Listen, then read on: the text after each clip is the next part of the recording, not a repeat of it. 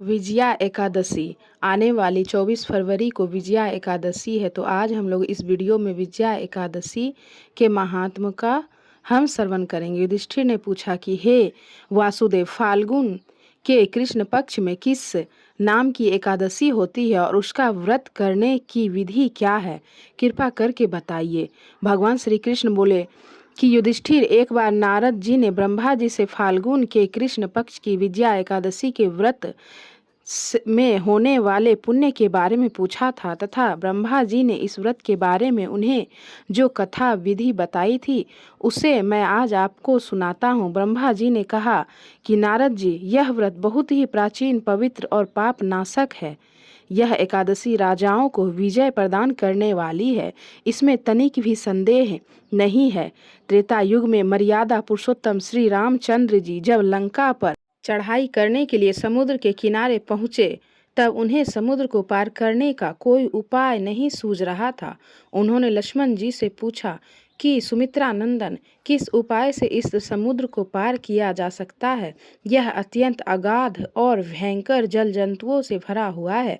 मुझे ऐसा कोई उपाय नहीं दिखाई देता जिससे इसको सुगमता से पार किया जा सके। लक्ष्मण जी बोले, हे प्रभु, आप ही आदि देव और पुराण पुरुष पुरुषोत्तम है, आपसे क्या छिपा है। यहाँ आधे योजन की दूरी पर कुमारी द्वीप में बकदालभ नामक मुनि रहते हैं। आप उन प्राचीन मुनीश्वर के पास जाकर उन्हीं से इसका कारण पूछिए, उपाय पूछिए।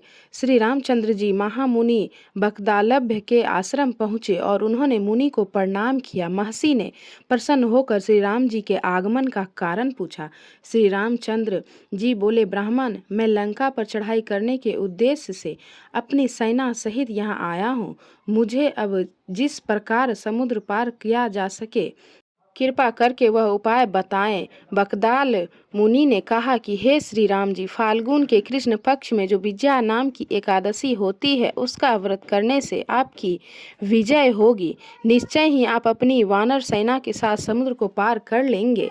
राजन, अब इस व्रत की फलदायक विधि सुनिए। दशमी के दिन सोने, चांदी अथवा तांबे, मिट्टी का कोई भी चीज़ का एक कलश स्थापित कर उस कलश को जल से भरकर उसके ऊपर भगवान नारायण के स्वर्ण में विग्रह की स्थापना करें। फिर एकादशी के दिन प्रातःकाल स्नान करें, कलश को पुनः स्थापित करें। माला, चंदन, सुपारी तथा नारियल आदि के द्वारा विशेष रूप से उसका पूजन करें। कलश के ऊपर सप्त धान और जौ रखें।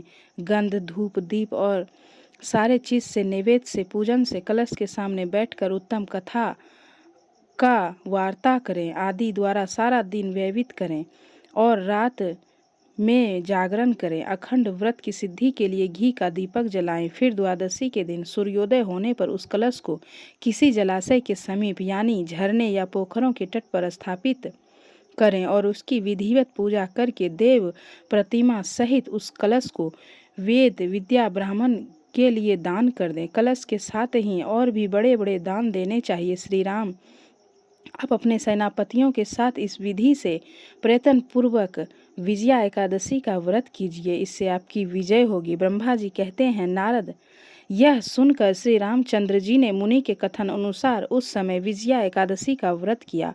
उस व्रत के करने से श्री रामचंद्र जी विजय हुए। उन्होंने संग्राम में रावण को मारा, लंका पर विजय पाई और सीता को प्राप्त किया। बेटा, जो मनुष्य इस विधि से व्रत करते हैं उन्हें इस लोक में विजय प्राप्त होता है और उनका परलोक भी अक्षय बना रहता है। भगवान श्री कृष्ण कहते हैं कि युधिष्ठिर, इस कारण विजया का एकादशी का व्रत करना चाहिए। इस प्रसंग को पढ़ने और सुनने से वाजपेयी यज्ञ का फल मिलता है। ये थी विजया एकादशी की कथा। अगर आप लोगों को मेरी कथा अच्छी लगी हो तो लाइक ज़रूर करें और मेरे चैनल पे नए हैं तो मेरे चैनल को सब्सक्राइब ज़रूर करें। हर हर महादेव।